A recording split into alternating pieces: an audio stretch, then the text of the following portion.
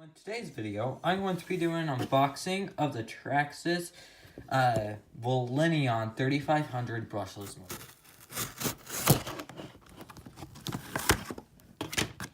Now, as soon as you open the box, this is what's on top. It tells you a little bit about the motor in this portion and how to install it. Tells you how to take it apart. Well, what's inside of it if you ever need to take it apart. Tells you the configuration it needs to go with the battery, ESC, and itself. And this tells you to actually how to install it. Underneath that, you get another foam spacer, some screws to help install it with. Some screws. This will go on the mount, I believe.